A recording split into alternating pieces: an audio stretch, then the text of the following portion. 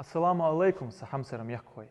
Приветствую вас на нашем 4-м выпуске видеоуроков от школы ингушского языка InCAT.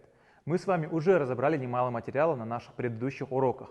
Если вы еще не видели, то переходите на мой канал и посмотрите сначала первые 3, чтобы не терять смысловую связь, так как каждый наш урок связан с предыдущим.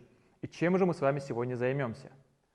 Сегодня мы с вами разберем, как составлять вопросительные предложения и в чем их связь с классами имени существительного и ингушским вариантом глагола to be, о котором мы говорили на нашем прошлом уроке. Давайте приступим. Вопросительная форма предложений. Данная форма предложения у нас неразрывно связана с классами имени существительного. Если вы не знаете классы, то бишь род имени существительного, то вы не можете составить вопрос. И в чем эта связь проявляется? Как мы уже говорили с вами на прошлом уроке, каждый класс имени существительного в нашем языке имеет соответствующие предлоги, которые необходимо использовать при составлении предложений. И давайте кратенько их повторим. В мужском классе, мачнях класс, в единственном числе мы используем предлог «в». Воша «в» – брат, во «в» – сын, ну и так далее. Ну а в множественном числе мы используем предлог «б». Вежари «б» – братья, пангыш «б» – сыновья. В женском же классе, калнях класс, в единственном числе мы используем предлог «е». Иша «е» – сестра, йо «е» – дочь. Ну а в множественном числе мы так же, как и в мужском, используем предлог «б». Ежари «б» – сестры, мягкари «б» – дочери, ну или же просто девушки. А также у нас есть средний род, в который входят все животные и предметы. Эту тему мы пока не разбирали. Я ее тщательно берегу на наши будущие уроки из-за особенностей ее изучения. Ну и вы пока не совсем готовы в это погружаться. Но мы обязательно к этому вернемся в ближайшем будущем. А теперь вернемся к нашим вопросительным предложениям. Наши предлоги, используемые в классах имени существительного, связаны с вопросительной формой тем, что в этом типе предложений их вид немножко преобразуется.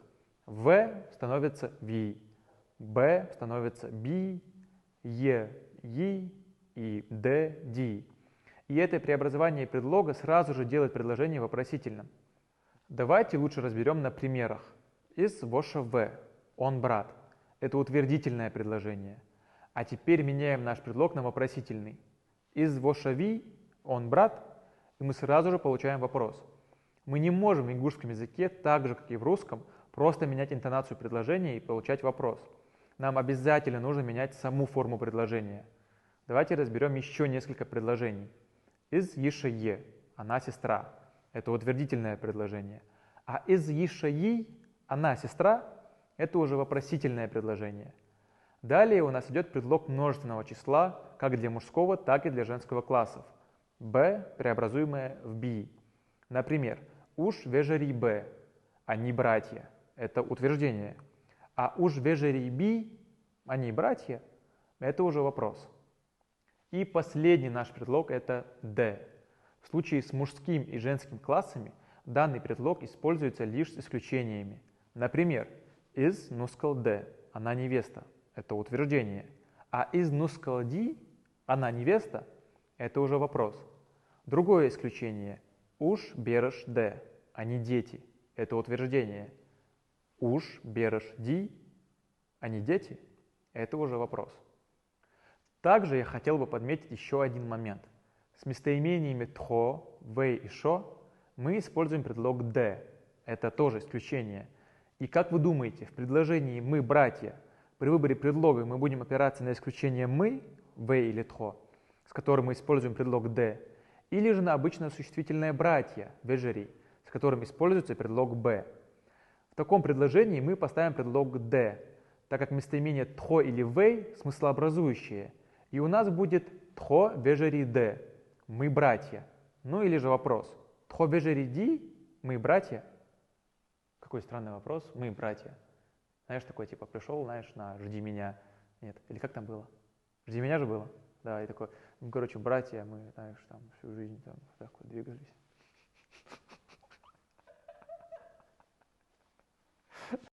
Так вот, вернемся к нашей вопросительной форме.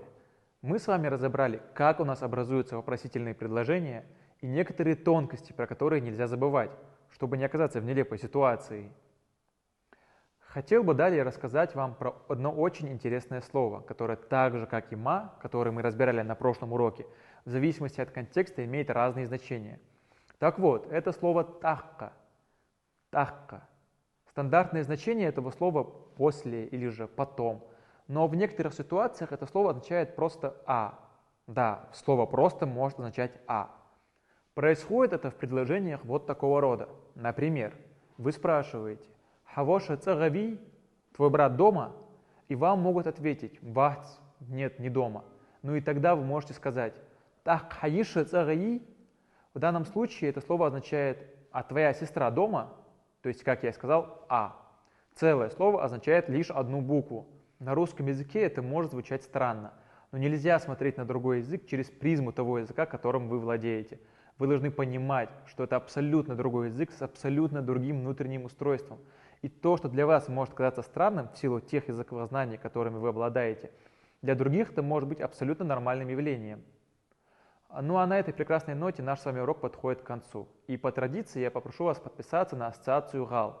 Ссылка в описании к профилю. У этих ребят еще много интересных проектов впереди. Они искренне болеют за благополучие и развитие нашего народа. Поддержите ребят в их благородных стремлениях. Ну и подписывайтесь на мою инстаграм-страницу English Education. И следите за обновлением. Что? Что ж ты какой-то... Что? Ты можешь как-то чуть-чуть улыбаться? Я не умею улыбаться Ну, неискренне. чуть-чуть, ну, Не чуть-чуть. умею. Нет. Хотя бы глазами. У них глаза Ну, вот представь, такие. что у тебя подписались 500 тысяч человек после этого видео. Ну и подписывайтесь на мою инстаграм-страницу English Education и следите за обновлениями. А я с вами прощаюсь до следующей недели. Адик Хилышун. Ассаламу алейкум.